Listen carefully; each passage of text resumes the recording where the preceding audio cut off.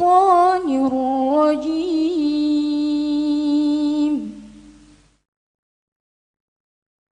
بسم الله الرحمن الرحيم. Ustaz, bagaimana cara melatih agar senantiasa jiwa ini sadar akan pengawasan Allah?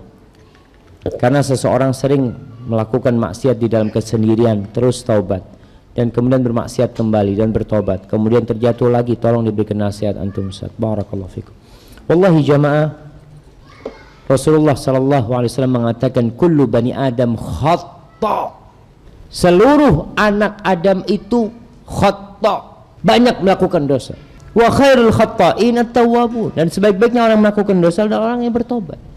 Sekarang bagaimana kita berusaha untuk terhindar dari dosa, menyelamatkan diri kita dari dosa? Jiwa kita ini senantiasa membisikkan keburukan, ditambah iblis yang gak berhenti menggoda kita. Bisa kita menundukkan jiwa kita. Antum tahu yang namanya burung elang? Pernah lihat burung elang di tangannya orang? Burung elang yang biasanya terbang tinggi, jauh, tempatnya di pohon-pohon yang tinggi atau di tebing-tebing yang nggak bisa dicapai oleh manusia.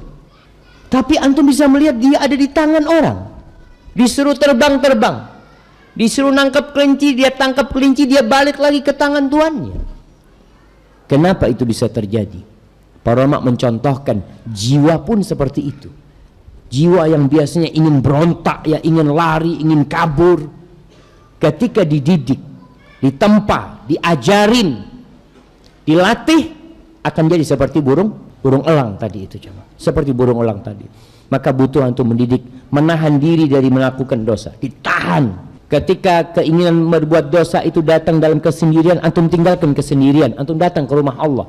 Ketika yang membuat antum melakukan dosa adalah HP antum, tablet antum, tinggalkan tabletnya, antum datang ke rumah Allah SWT. Hanya perlu dilatih, dibiasakan. Lama kelamaan jiwa itu jadi jiwa mutmainnah. Bahkan kesenangannya itu berada dalam ketaatan.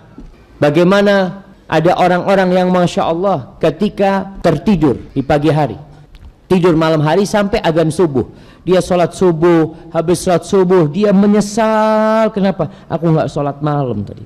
Aku nggak sholat malam. Padahal sholat malam itu sunnah, nggak wajib. Tapi kenapa dia menyesali nggak bisa sholat malam? Karena jiwanya sudah berada di sana. Tapi ada jiwa yang biasa melakukan dosa, bahkan melakukan dosa sampai tingkat dia meremehkan dosa, karena dia terbiasa. Jadi antum butuh latihan sekarang, melatih jiwanya, menghadirkan kebesaran Allah. Tadi orang kalau terhindar dari dosa, jemaah, perlahan-lahan hatinya akan bersih insya Allah. Dan semoga Allah menjaga dia. Banyak-banyak berzikir. Orang yang lisannya berzikir insya Allah jauh dari dosa. Karena zikrullah itu termasuk hisnun mani', termasuk benteng yang sangat kokoh.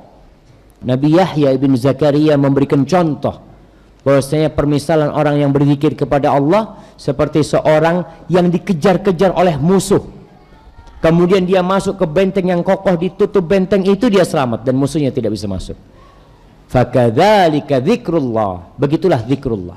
Ketika orang mengingat Allah, maka syaitan insyaallah akan menjauh dari dirinya. Barakallahu fikum.